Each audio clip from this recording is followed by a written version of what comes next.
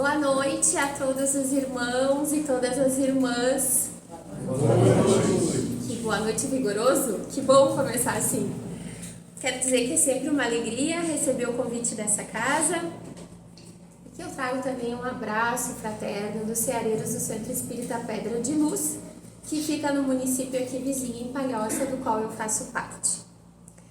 E essa noite, então, o tema que eu escolhi para falar, para conversar, ele está no capítulo 5 do Evangelho segundo o Espiritismo, Bem-aventurados os aflitos, e ele trata do tema do sofrimento, do bem e mal sofrer e dos tormentos voluntários. Quero dizer que quando a gente escolhe um tema e vai falar sobre um tema, é importante que quem vai falar faça uma auto-reflexão para melhorar, porque senão serão só palavras. E esse é o meu processo, então me coloco aqui também como uma aprendiz que precisa entender e melhorar. Meus irmãos, quando a gente fala de bem e mal sofrer, esse tema que está no capítulo 5 é um tema de relevância, porque trata de como nós lidamos com a questão do sofrimento nas nossas vidas. E também uma reflexão que a gente pode se fazer. Será que existe bem em sofrer? Porque no momento que nós estamos passando por uma aflição, por um desafio, às vezes é difícil a gente pensar como poderia ser bem em sofrer. E é por isso então que a gente trouxe o tema para conversar nessa noite. Eu falando daqui, vocês emitindo boas vibrações daí. Para começarmos a nossa conversa, a gente lembra de uma frase que está no Evangelho de João, dita por Jesus. Ele disse assim: "No mundo tereis aflições, mas tende bom ânimo, eu venci o mundo." Então, Jesus, o nosso governador planetário, o Espírito Crístico, reencarnou entre nós, viveu a nossa humanidade, sentiu na pele, literalmente, os nossos desafios. E ele nos disse: tereis aflições. Mas aí há uma palavrinha mágica, ele disse: tende bom ânimo, porque eu venci o mundo. A nos dizer, como disse: podeis fazer o que eu faço e muito mais. Vós sois deuses. Se ele venceu, ele disse que é possível que nós também vençamos essas dificuldades. E o que é vencer o mundo? Vencer os compromissos que nós assumimos. Quando que nós assumimos esses compromissos? Toda vez que a gente tem uma atitude, uma escolha, uma ação, e essa ação viola de alguma maneira as leis universais, as leis morais, e machuca a nós mesmos ou aos nossos irmãos, naquele instante nós estamos assumindo um compromisso. Não importa o tempo, não importa o lugar, pode ter sido há muitas eras, pode ter sido há alguns instantes. E como nós somos regidos pela lei de ação e reação, nós vamos ter que dar conta desse compromisso assumido. Mais do que isso, uma vez na espiritualidade, de posse então, de parte mais viva da nossa consciência, quando nós lembramos desses atos que nós cometemos, nós pedimos muito a oportunidade de voltar, de reencarnar e então de reparar. Porque há uma cobrança, e não é uma cobrança externa, é uma cobrança interna. Nós mesmos nos damos conta do que fizemos e aquilo vai nos incomodando de tal maneira que sentimos uma imensa necessidade de voltar e de refazer. E dessa vez, de fazer diferente, de mudar para melhor. Chegando aqui, então, muitas vezes nós nos deixamos levar pelas portas largas, pelos convites que nem sempre nos convêm, pelas facilidades. Mas dado um tempo, o espírito fica sequioso de paz. Já perceberam? Chega um momento na vida que a gente quer ter paz. E aí, então, existem duas reflexões acerca da paz. A paz que é conquistada com Jesus, aquela proposta pelo Mestre, diferente da paz ilusória, que muitas vezes nos é proposta pelo mundo. E hoje a gente vê muito isso nas redes sociais. Nos intercambiando em comunicações pelo mundo, a paz ilusória nos oferece bases frágeis, descanso, ociosidade, como se nós tivéssemos que aproveitar sempre no lazer, nas facilidades e principalmente na posse do supérfluo. Mas a paz que Jesus nos propõe está no trabalho, na disciplina, no servir, em ter um propósito de melhoramento e estarmos sempre na posse do necessário. Porque muitas vezes, meus irmãos, nós confundimos e damos mais valor ao que é temporário na nossa vida do que o que é permanente. Não há problema nenhum e, aliás, é muito bom as nossas conquistas materiais. Por isso nós trabalhamos, por isso a lei do progresso, da sociedade. É ótimo. Quando nós damos o devido valor e equilíbrio dessas conquistas na nossa vida. Porque sabemos que um dia retornaremos à pátria espiritual e todas essas conquistas ficarão. Então, elas são transitórias, passageiras. Mas existe a posse do necessário que é permanente, que são as nossas conquistas espirituais. O amor, o respeito, a generosidade, a fraternidade que nós desenvolvemos na nossa vida. Esses serão os nossos títulos de riqueza que nós apresentaremos na espiritualidade. E por causa dessa confusão que nós fazemos, nós angariamos muitas vezes aflições excedentes, desnecessárias. Ou seja, não estava lá no nosso planejamento reencarnatório. Mas em função das nossas escolhas, do uso do nosso livre-arbítrio, a gente acabou angariando esses tormentos voluntários, essas aflições excedentes. Então Jesus nos propõe, queres a paz? Mas a paz se dará diante as lutas. Porque sim, se nós estamos encarnados no mundo de provas e expiações, nós não estamos aqui de férias, nem a passeio. Nós estamos aqui ou para passar pelas expiações que nós precisamos, ou para passar pelas provas que nós solicitamos. E isso vai implicar em quê? Em desafios, em dificuldades. E podemos dizer, em sofrimento. Mas Jesus nos pede, vocês enfrentarão esses problemas exteriores, mas permaneçam confiantes, equilibrados, amorosos. Esse é o convite de Jesus. Bom, bem e mal sofrer tem uma grande chave de entendimento. Quando nós aprendemos a evitar os sofrimentos vazios, os tormentos voluntários que decorrem da nossa rebeldia, dos nossos vícios morais, da mágoa que nós cultivamos, do ciúme, da inveja, nós então estaremos vivendo apenas aquilo que nos é dado por oportunidade de viver para crescer. Porque não adianta, meus irmãos, a gente plantar pimenta e querer colher café. Não vamos. Se a gente plantar pimenta agora, o que nós vamos colher daqui para frente? Pimenta. Existe uma questão no Livro dos Espíritos, onde Kardec pergunta ao Espírito de Verdade, vou pedir permissão para vocês para ler a pergunta e o trechinho ali da primeira parte da resposta. Questão 921. Concebe-se que o homem será feliz sobre a terra quando a humanidade estiver transformada.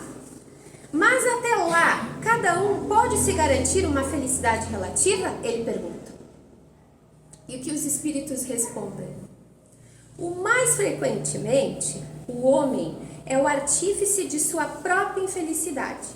Praticando a lei de Deus, ele se poupa dos males e chega a uma felicidade tão grande quanto comporta sua existência grosseira. O que os espíritos nos ensinam com essa resposta? Que nós, meus irmãos, somos os artífices da nossa própria infelicidade. E que se nós seguíssemos as leis de Deus, as leis divinas, poderíamos ter uma felicidade tanto quanto seja possível para o planeta que nós estamos vivendo. Então, qual é a reflexão que fica de tudo isso? Estamos fazendo uma análise sincera dos nossos sofrimentos? Será que estamos? Porque se estivermos, pode ser que a gente chegue à conclusão de que nós somos os causadores da nossa aflição. Porque não existe efeito sem causa. E se nós meditamos sobre os nossos sentimentos que nos têm inspirado, nós perceberíamos que os pensamentos têm origem nos sentimentos, nos gatilhos emocionais que nós temos. E fazendo isso, a gente consegue trabalhar o nosso autoconhecimento. E só quando a gente se autoconhece verdadeiramente, começamos a dar luz às nossas sombras. Porque cada um de nós, sim, tem as nossas sombras. Nós temos as nossas mazelas, as nossas dificuldades. Só que quando nós somos sinceros conosco mesmo, a gente descortina, tira o véu e começa a olhar para nós de forma verdadeira. E quando a gente tiver esse ato de coragem, o que vai acontecendo? Nós vamos acessando essas leis divinas que estão gravadas na nossa consciência. E vamos, aos poucos, passinho por passinho, agindo em conformidade com elas. Porque, olha, já estamos sendo sinceros conosco mesmo. Então, eu tenho mágoa? Tenho mágoa daquela situação. Aquilo ainda não está bem resolvido em mim. Eu sou uma pessoa de fácil irritabilidade? Sou, principalmente quando eu estou no trânsito. Então, eu já começo a me perceber, puxa, o que eu posso fazer para melhorar isso?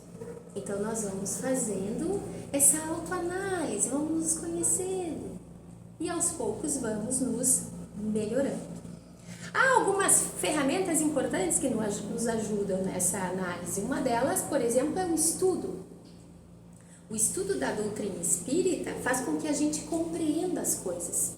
E quando a gente não apenas lê, mas compreende, a gente consegue transformar, vivenciar aquela experiência, né?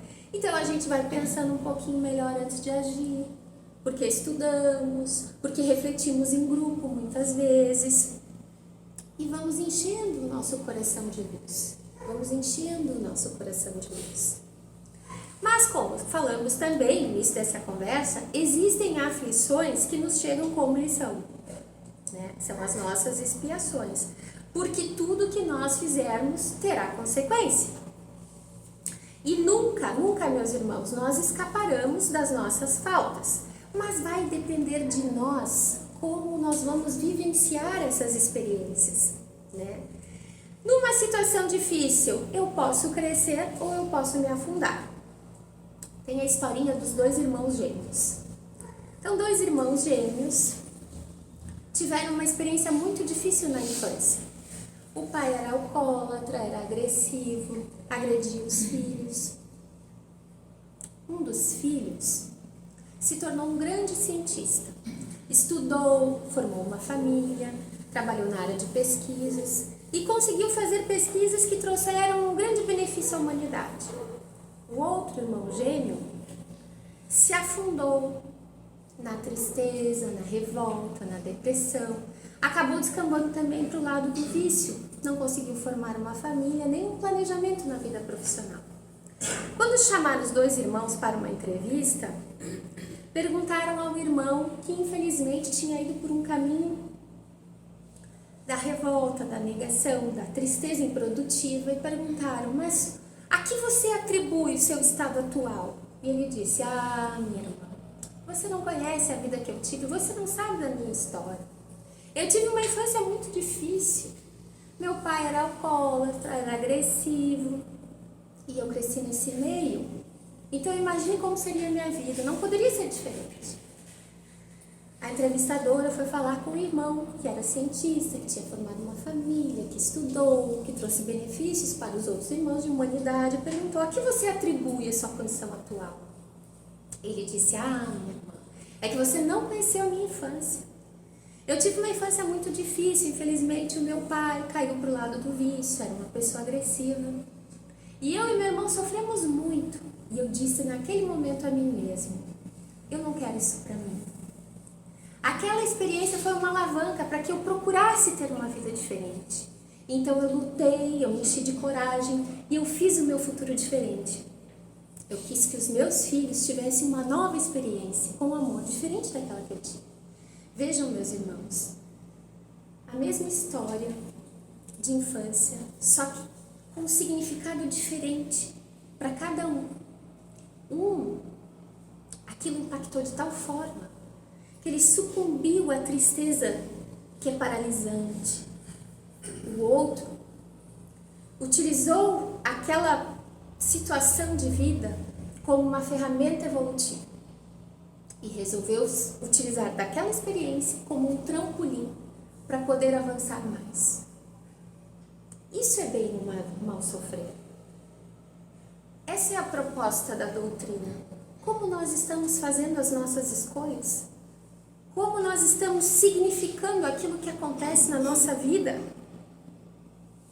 Tem um trechinho do livro Vinha de Luz, capítulo 80, por Emmanuel, psicografia de Chico Xavier, que começa assim com uma pergunta: como sofres? Então Emmanuel pergunta: como sofres? E aí ele nos diz assim: não basta sofrer simplesmente para ascender à glória espiritual. Indispensável é saber sofrer, extraindo as bênçãos de luz que a dor oferece ao coração sequioso de paz. O que o Emmanuel disse para nós? Não basta sofrer.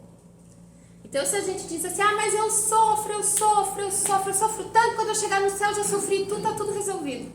Aí vem Emmanuel e diz, olha, não é bem assim não, meu irmão. Sabe por quê? Porque a proposta da doutrina espírita não é uma proposta masoquista. A gente não está aqui para sofrer. Lembra da mensagem da abertura que foi lida? Nós não estamos aqui para sofrer. É indispensável, diz Emmanuel, extrair a luz para o coração sequioso de paz. Que paz? Aquela paz do início, aquela paz ilusória ou é aquela paz com Jesus?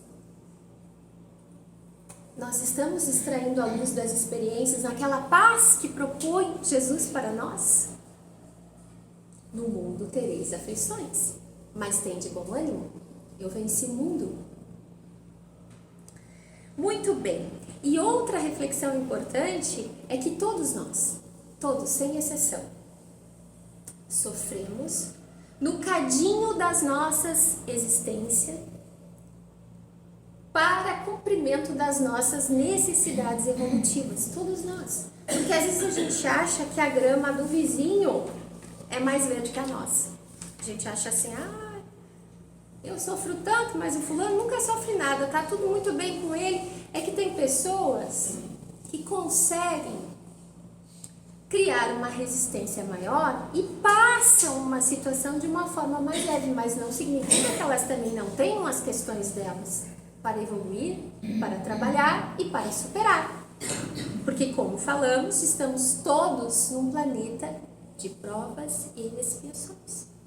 Todos nós que estamos aqui, estamos para resolver alguma questão que nós deixamos mal resolvida em algum lugar.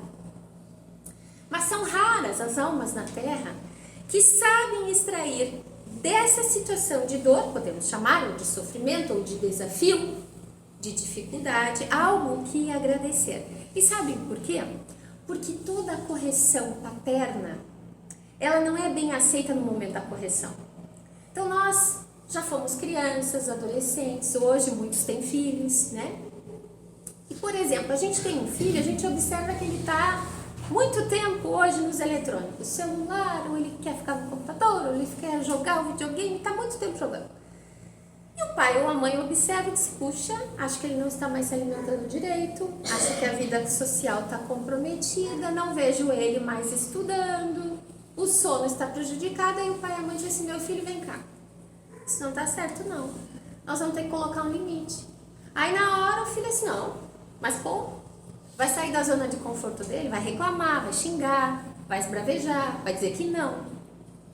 Mas o pai e a mãe que são firmes ali na conduta, mantém aquela situação para o bem do filho, não importa por quanto tempo.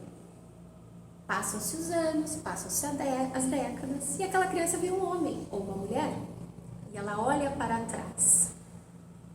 E aí então ela faz uma reflexão, puxa vida, se meu pai não tiver, ou minha mãe não tivesse sido tão firme, onde será que eu estaria hoje? Assim somos nós, meus irmãos. Quando chegam as dificuldades que são reparatórias, oportunidades que nós temos de refazer, de mudar para melhor, de dizer, não, essa é a minha oportunidade, que eu solicitei lá, mas a gente não lembra. Aí na hora a gente se revolta. Ou porque é um problema de saúde, um revés financeiro, um problema no relacionamento, qualquer questão que nos atinja o sentimento. Nós não queremos. Só que se nós formos bem reflexivos, geralmente depois de uma grande aflição, quando nós conseguimos superar, a gente olha para trás e diz, puxa vida, se não fosse aquela situação, talvez hoje eu não seria a Carolina que está aqui. Mas a vida me ensinou, a vida me deu a oportunidade de ver as coisas de forma diferente, porque nós tivemos uma dificuldade, um desafio, tivemos que superar. Tiramos de dentro de nós uma força visceral que está ali, sempre conosco, e superamos. Então, meus irmãos, nós podemos ou nos elevar ou nos afundar. Nós podemos retirar o extrato, o sumo da paciência ou da revolta. Vai depender de nós. E existem, como eu disse lá no iniciozinho, ferramentas que nos auxiliam. Uma grande ferramenta é a oração. A oração é um estado de presença nosso, porque às vezes a gente acha assim, agora eu vou parar tudo, vou lá no quarto e vou orar. Quando a gente vive em oração, nesse estado de presença, eu saí da minha casa, eu emito um pensamento, Senhor, me acompanha, me guia, eu estou indo para tal atividade. Se um filho sai, tem um desafio, Senhor, um pensamento, acompanha meu filho. Em qualquer momento da nossa vida, estamos numa situação boa, Senhor, obrigada. Oração é estado de presença. A gente pode viver em oração. A gente pode estar tendo uma boa refeição e pensar, Senhor, obrigada. Então, não é aquilo que é 1000 palavras, é uma oração decorada, é sentimento. Às vezes a gente não precisa dizer nada. Basta pensar, sentir. E Deus também, de lá, vai pensar e sentir. E nós estabelecemos uma comunicação. Outra ferramenta, o trabalho no bem. Quando nós estamos com um problema e a gente vê que tem pessoas que têm problemas maiores que um dos nossos e a gente sai para ajudar, aquele loop mental do nosso problema, ele sai por um período. A gente acaba não pensando no nosso problema porque o outro está com um problema maior e a gente está ali para ajudar a resolver. Então ele é terapêutico. Além de ajudar os irmãos, nos ajuda. Porque a gente vê que existem problemas mais difíceis do que nós estamos enfrentando. E o terceiro, como eu já disse, é o estudo. Porque o estudo, ele alarga a nossa visão. Ele faz com que a gente compreenda melhor as coisas. Ele é uma grande ferramenta que nos auxilia. Então, sim, meus irmãos, bem-aventurados os aflitos, bem-aventurados aqueles que perseveram. É isso que Jesus quis dizer. Aqueles que continuam, aqueles que não vivem a tristeza proposta pelo mundo, que é paralisante, que é improdutiva, mas a elevação com Deus, que encaram de frente os desafios da vida. Nós podemos, meus irmãos, ser exemplo de confiança, de esperança, de fé, que contagia os outros irmãos. Quantas vezes a gente vê pessoas ao nosso lado com situações dificílimas e a gente fala e diz, meu Deus, como pode?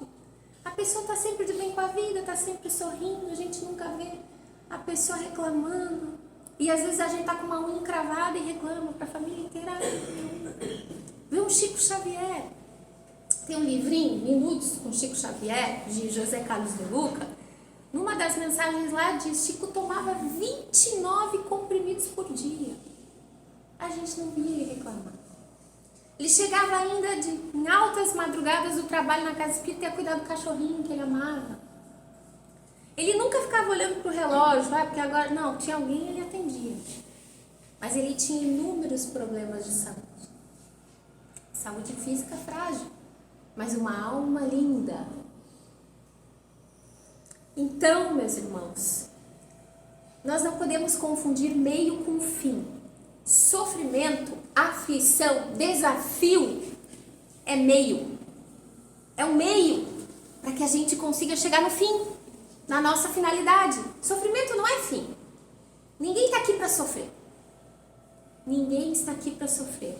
Nós estamos aqui para superar os sofrimentos. Nós estamos aqui para vencer as dificuldades. E hoje nós temos várias ferramentas de auxílio. A medicina, a psicologia, mas tem uma que é certeira. As outras também são certeiras, tá? Mas é a psicologia, a terapia, a pedagogia com Jesus. Evangelho segundo o Espiritismo. O roteiro seguro para a nossa vida. Ele que veio até nós, que viveu, que sentiu saudades, que chorou, que ia a festas de casamento, que se alegrava com os amigos. Ele viveu o que nós vivemos. Ele é o nosso guia e modelo.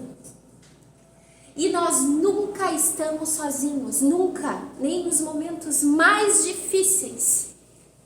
Nós estamos sempre protegidos, auxiliados. Só que às vezes a gente se fecha numa conchinha tão fechadinho lá dentro que a gente não dá nem espaço, porque o nosso guia está ali, ele quer. Mas a gente precisa abrir a porta da nossa alma.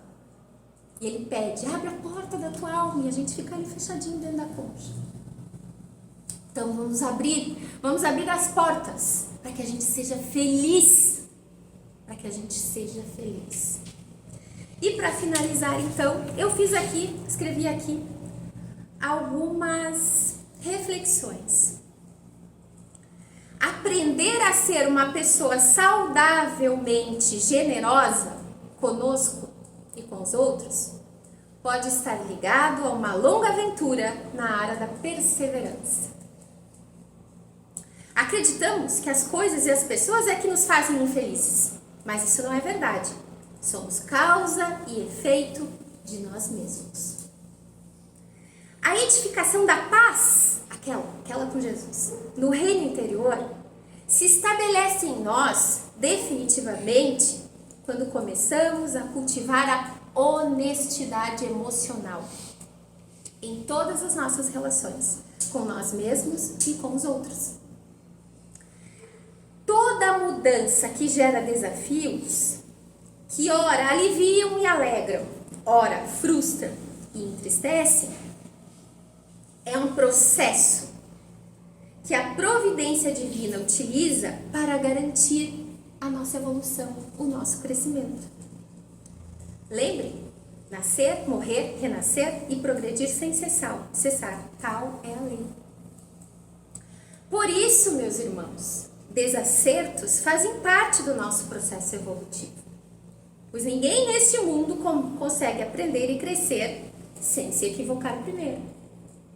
Experiências felizes e infelizes são passos valiosos na nossa vida, desde que percebamos o quanto elas têm para nos ensinar. E por fim, temos o direito de escolher sempre, e ninguém viola essa lei, o livre-arbítrio.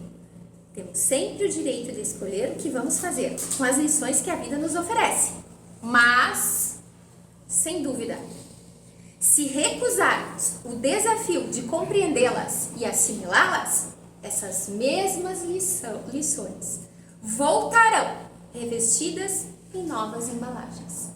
Muito obrigada, meus irmãos, que a paz de Jesus esteja com todos.